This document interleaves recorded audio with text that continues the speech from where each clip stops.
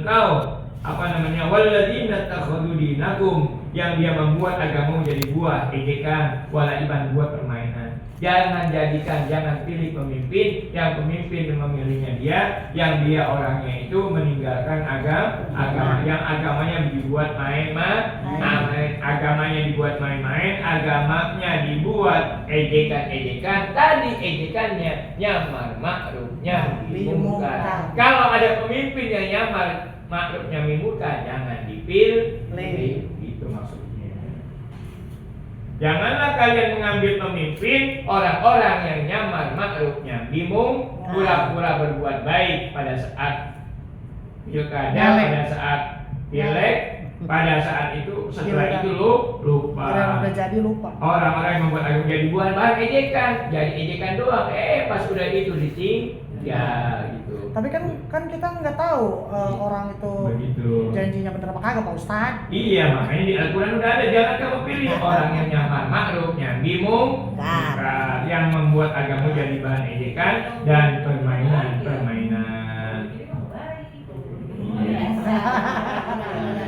Lagu lama. Ya itu siapa? Nah, sini ada penjelasannya, siapa itu ya Allah yang begitu. Yang begitu adalah minal ladina utul kitaba. Mereka itu adalah siapa dia? Di antara orang-orang yang telah diberi kitab sebelumnya. Dia punya kitab namanya Taurat, dia punya kitab namanya Injil, Alkitab. Dan orang-orang yang ingkar sama Allah, yang dia sehari-hariannya masih menyembah berhala, masih menyembah suaminya, masih menyembah istrinya, masih menyembah anaknya, masih menyembah orang tuanya, masih menyembah perabotannya, motornya disembah, mobilnya disembah, hingga bikin lupa sama Allah. Jadi sesuatu yang bikin lupa sama Allah itu berarti sesembahan dia. Maksudnya bukan disembah begini, Bu, bukan. Kita kebanyakan nonton TV, kebanyakan HP, gitu maksudnya. Itulah berarti Tuhan. Selain itulah berarti kita menyekutukan Allah. Allah punya teman. Bukan kedukun doang. Iya. HP gitu. Apa namanya? Itu Allah punya. Iya. Siapa tuh? Allah itu kan hayyun, maha menghidupkan. Bos saya juga bisa menghidupkan saya nggak dikasih gaji. Enggak, motor saya juga bisa menghidupkan saya. Tadinya saya jangan capek, ada motor jadi enak. Berarti motor menyemangati saya. Berarti Tuhan dong. Iya bisa. Perabotan rumah tangga saya saya punya akuarium, punya air ikan kan, buat ngilangin stres kan, kayak Siti Maryam dulu dikasih air di bawahnya. Udah pernah sampaikan belum? Nabi kan dia bersender di pohon korma, lagi hamil Isa, lagi hamil, udah bulannya, mules ya Allah, gimana ini sakit ya Allah, orang nggak pernah ngalamin, ya boro-boro sama ngalamin akhir sama lagi ditempel di orang. Saya sakit. Bu Haji, apa kelibat Bu Haji? Ya ceritanya tempel doang kagak jadi, Pak Ustaz. Di pohonan itu akhirnya pas dia kecapean dibikinin sama Allah mata air dari surga, di bawahnya ada air sungai. Tahu ada air dari sungai di dekat dia tempat senderan di pohon korma. Akhirnya dia melihat air, jadi stresnya jadi hilang. Jadi kalau ibu ngilangin stres ngelihat air atau kolam atau lihat ikan, Tambah stres. itu ngilangin stres ke pantai. Jadi ngelihat air itu ngelihat ikan di kolam itu ngilangin stres. Itu aja tadi Siti Maryam dikasih sama Allah supaya nggak stres, nggak mual, nggak puyeng. Kolam ikan. Akhirnya setelah dibikin air gak stres, kan lapar. Lapar Aisyah. Ya Allah, dengan izin Allah, wahai Maryam, gerakanlah, goyangkanlah itu pohon korma. Ya Allah, anak kandung disuruh goyangan korma, goyangin laki juga dikasih.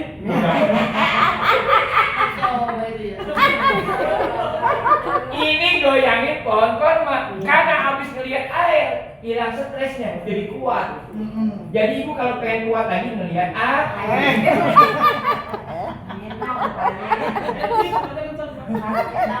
Akhirnya Bu, ibu itu perempuan, Maryam bisa gerakin itu pohon korma sehingga kormanya jadi jatuhan. Biar dia bisa makan. Enggak ada di situ, enggak ada laki, enggak ada siapa-siapa. Itu di sekitar Masjidil Aqsa itu di kamar. Luar biasa. Artinya apa? Ya, begitu. Iya betul.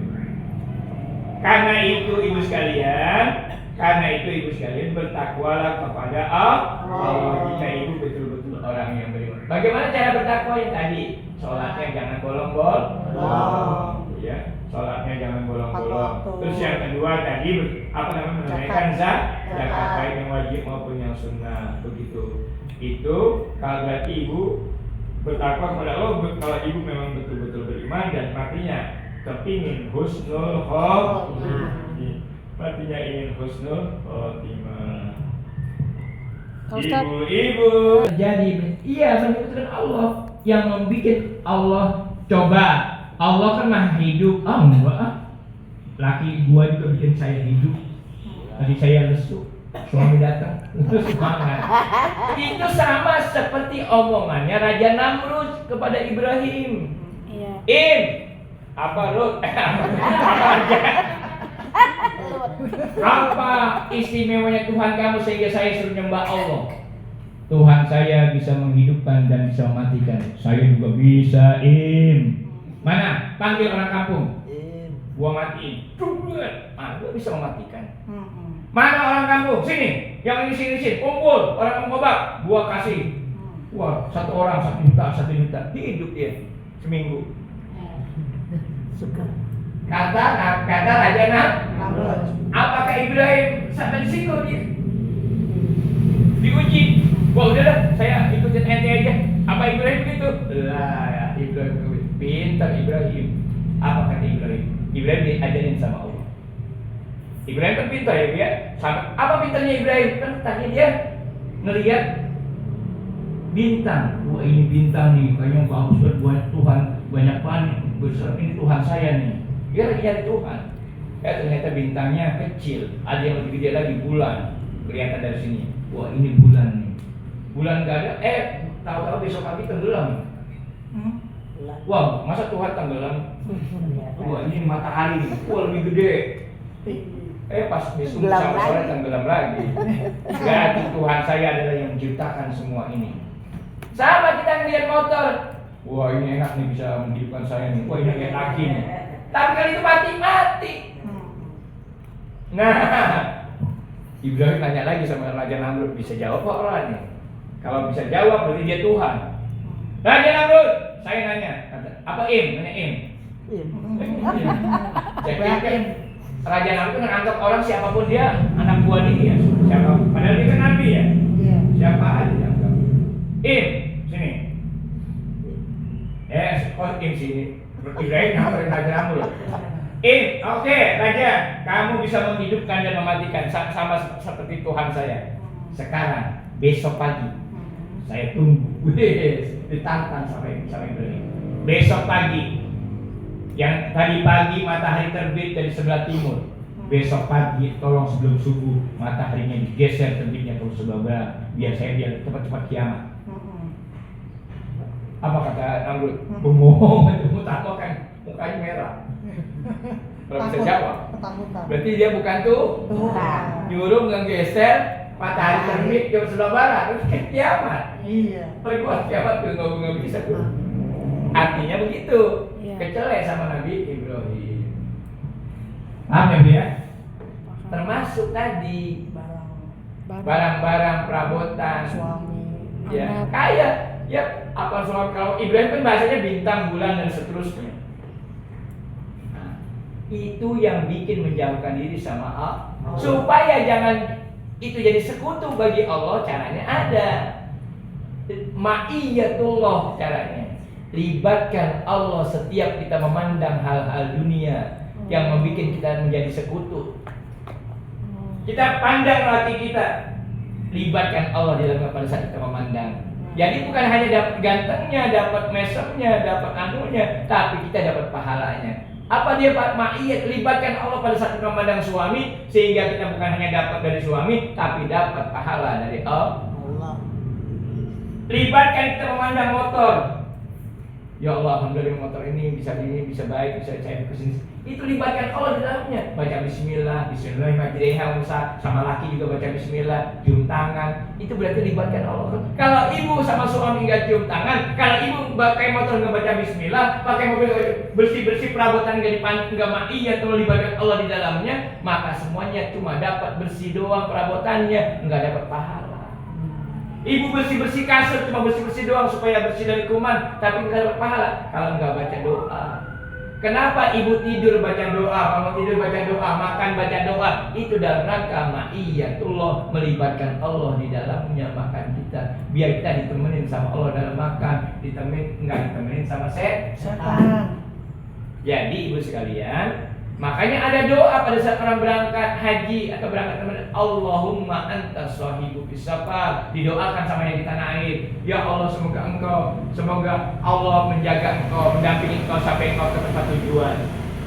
Jadi kemanapun kita berada, Allah mendampingi kita. Itu namanya ma'iyatul. Supaya kita tidak menyekutukan Allah, caranya pandang semua yang dunia kasat mata dunia itu dengan pandangan Allah. Namanya ma'iyatullah, libatkan Allah di dalam. Jangan sampai Allah nggak dilibatin. Apapun dia, mandang suami, mandang perabotan, bersih-bersih, nyapu-nyapu. Ada lagunya tuh Pak Ustadz. Mandang anak. Cintai aku karena Karena Allah. Jadi apapun dicintai, apakah barang, sesuatu, orang, itu karena Allah. Semuanya libatkan Allah. Begitu, libatkan Allah. Begitu. Itu cara memandang libatkan. Kayaknya itunya itu deh. Oke deh. Kalau ibu nggak libatkan Allah, ibu meninggal 60-70 tahun meninggal dunia kata Nabi Muhammad. Ya, beda lagi sama ya, kecuali ibu seperti Asma bin Abu Bakar. Seperti Asma binti Abu Bakar. Ya, sampai dia usia meninggalnya 100 tahun giginya nggak hancur. Paling matanya doang buta. Itu namanya Asma binti Abu Bakar, empoknya Aisyah. Gitu ya. Itu sampai dia naik ke gunung, ke dalamnya, di atasnya ada gua sur, ada gua sur, itu naik ke atas.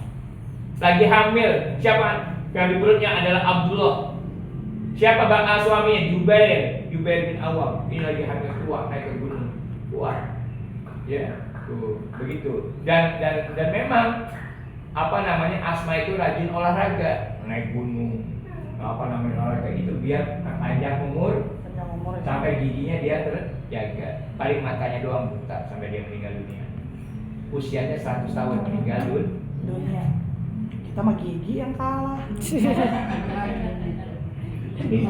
Itu Asma binti Abu Bakar.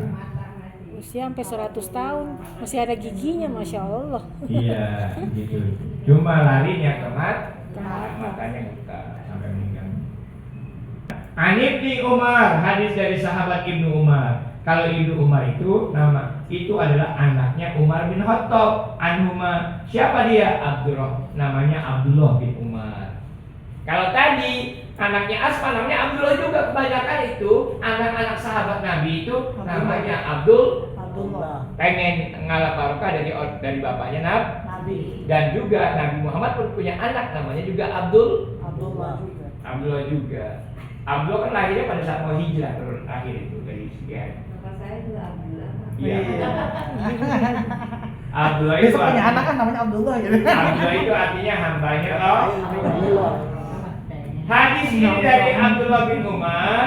Radhiyallahu anhu, semoga meridai kepada Abdullah bin Umar. Qissatan qalatiha, ada sebuah cerita. Qissatan. Ada satu cerita. Qalatiha, apa itu ceritanya? Ia menceritakan sebuah cerita, di dalamnya disebutkan, maka kami mendekat kepada Nabi, lalu kami cium tangannya Nabi. Kata siapa nih? Kata sahabat Abdullah bin Umar. Ia menceritakan sebuah cerita, di dalamnya disebutkan, maka kami mendekat kepada Nabi sedang bercerita itu, lalu kami cium tangannya Nabi. Nabi enggak melarang, enggak ditarik sama Nabi, karena iya sama laki-laki. Maka kami mendekat kepada Nabi, lalu kami cium tangannya. Kata siapa nih? Kata Abdullah bin Umar. Dan Nabi tidak melarangnya, Nabi tidak menolaknya. Itu artinya boleh cium orang, guru, kiai dan seterusnya. Ustazah boleh cium tangan. Ya. Itu ada hadis Abdullah bin Umar. Hadis dari Aisyah beda lagi. An Aisyah radhiyallahu anha. Siapa ini Aisyah? Aisyah adalah adiknya Asma tadi. Ya, adiknya Asma. Ya, adiknya Asma. Aisyah itu istrinya Rasulullah. Dan Aisyah pada saat di Mekah belum nikah. Itu pun pada saat hijrah ke Madinah baru umur 9 tahun. Belum Nabi nikahin. Khadijah meninggal pada saat Nabi mau hijrah, masih tinggal di Mekah. Aisyah pada saat itu masih kecil, adiknya Asma. Asma udah punya lagi hamil tua. Asma lagi hamil tua. Khadijah juga hamil sebelum pernah Abdullah, setelah Abdullah kemudian ujungnya botornya namanya Fatimah. Gitu ya. Nah, ini dari Aisyah. Aisyah berarti pada saat ini menerima hadis ini dari pada saat tinggal di Madinah, bukan di Mekah. Gitu. An Aisyah radhiyallahu anha, hadis dari Aisyah, qala dia bilang, qadima Zaid bin Harisah al-Madinah Rasulullah. Dari Aisyah dia bilang, Zaid bin Harisah tiba-tiba datang ke Madinah. Siapa itu Zaid bin Harisah? Zaid bin Harisah itu anak angkatnya Rasulullah SAW.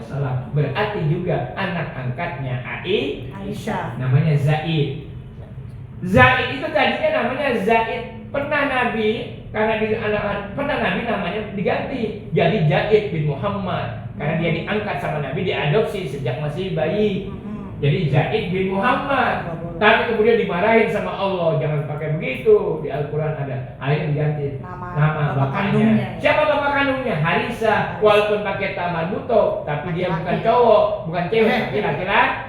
Harisah namanya. Sama seperti pembantunya, asistennya Siti Khadijah, namanya Maisarah. Maisarah itu laki-laki, walaupun pakai tamarbuto. Ya Bu ya, kan yang namanya Nabi dagang. Maisarah disuruh sama Khadijah biar sambil PDKT, ambil Khadijah PDKT sama Nabi Muhammad, dia nyuruh pembantunya namanya Bapak Maisarah. Maisarah, temenin Rasul dagang. Lihatin sama dia, lihatin akhlaknya, lihatin dia lagi dagang, jujur apa enggak. Nanti kalau dia jujur, gua nikahin dia. Tahu ya Bu ya, Maisarah itu pembantunya asistennya Khadijah. Nah, ini namanya Harisah. Dari hadis ini dari Zaid bin Harisah, berarti juga anak angkatnya Aisyah. Dia tiba di Madinah, sedangkan Rasul sedang di rumah saya. Dia datang ke kota Madinah. Saat itu dia datang, Zaid bin Harisah, anak angkatnya Rasul. Rasul lagi nginep, lagi bergilir di rumahnya Aisyah, bukan Maimunah, bukan Zainab, tapi di rumahnya Aisyah. Maka ia mendatangi beliau dan mengetuk pintu rumahnya Aisyah. Enggak rumahnya Maimunah, enggak ada Nabi di situ. Rumahnya Zainab, enggak ada Nabi di situ, ya. Tuh, apalagi rumahnya ibu enggak ada, ya. Adanya di rumah Aisyah. Datang dia ke rumah Aisyah. Dia ketok pintu, maka sedang di rumahku. Maka ia mendatangi beliau dan mengetuk pintu rumahku. Tok tok tok tok. Lalu Nabi Muhammad SAW berdiri, kan ada yang datang. Ya. Siapakah yang datang? Apakah bini yang satu datang? Giliran gua, bukan ya. Ternyata yang datang adalah siapa? Adalah anak angkatnya. Mau minta duit? Ya, ini bisa ngapain nih ceritanya? Datang kepada Nabi Muhammad. Lalu Nabi Muhammad dengar. Nabi Muhammad tahu. Orangnya ngerti, dikasih wahyu sama Allah. Wah, anak gua kayak datangnya. Nabi kan senang banget sama Zaid karena gak punya anak laki, meninggal. Abdullah meninggal, siapa Qasim meninggal, anak masih bayi. Ini Zaid ini. Jadi Nabi itu banyak sahabat yang masih kecil-kecil. Namanya Abdullah bin Jubair. Ada namanya masih muda, namanya Ali masih muda. Ada namanya Abdullah bin Abbas, namanya Ibnu Abbas. Ada Ibnu Umar, itu masih anak SMP. Senang Nabi. Apalagi Zaid Harisah ganteng ya, datang. Nabi udah tahu nih, anak gua datang nih. Maka Nabi berdiri, dia ketok pintu, Nabi berdiri dan menarik bajunya, kemudian meluk serta menciumnya anak.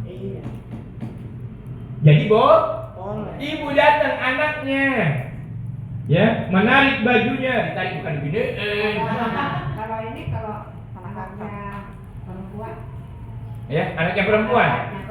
Anaknya perempuan maksudnya anak Nabi itu perempuan. Anak Nabi perempuan.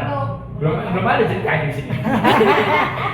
kita ada buat kita misalnya. Iya, yang jelas anak nih. kalau nenek-nenek, aki-aki berlawanan jenis, enggak ser-ser boleh. Ser-ser.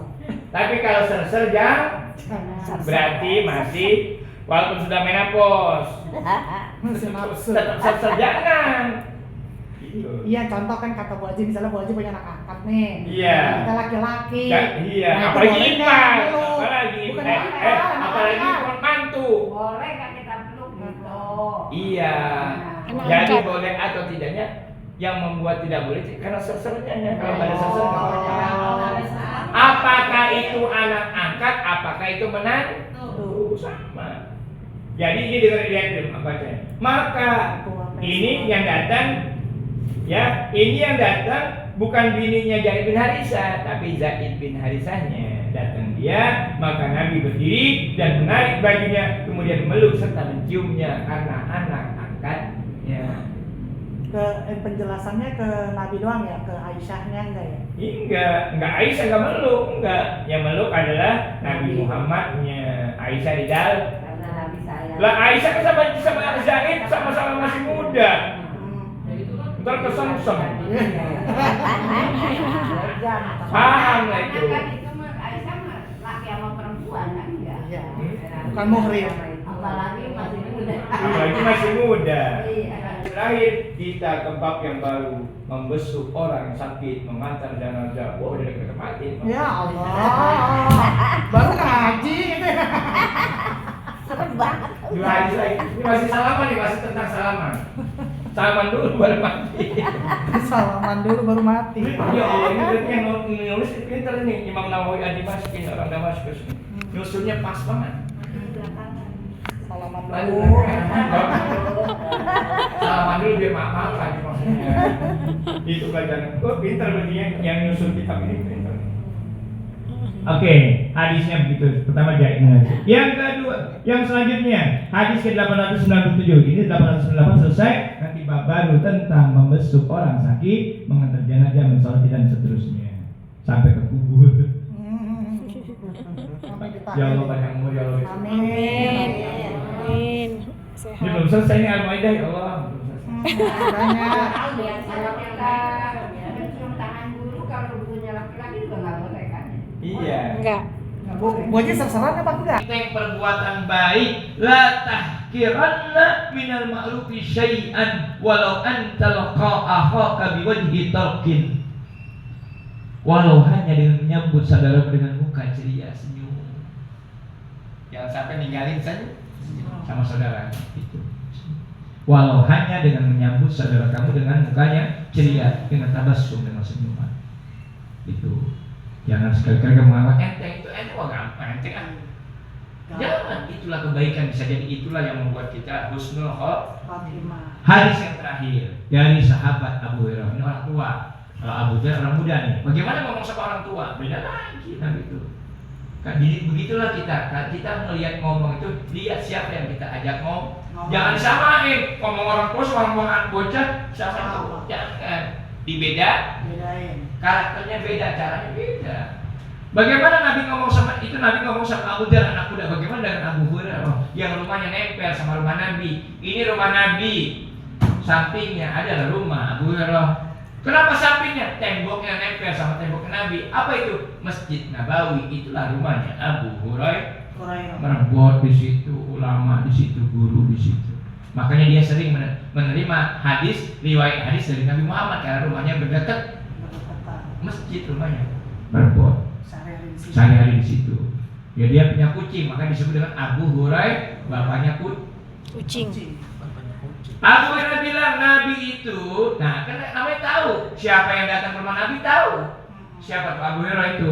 Nabi Muhammad kata Abu Hurairah, Nabi itu kata Abu Hurairah, qabbalan Nabi. Nabi itu qabbala mencium. Siapa yang dicium Nabi? Al-Hasan bin Ali, Hasan bin Ali radhiyallahu anhu, semoga Allah ridha kepada Hasan dan ayahnya Ali. Pernah dia mencium Al-Hasan. Al-Hasan itu berarti abangnya Husain.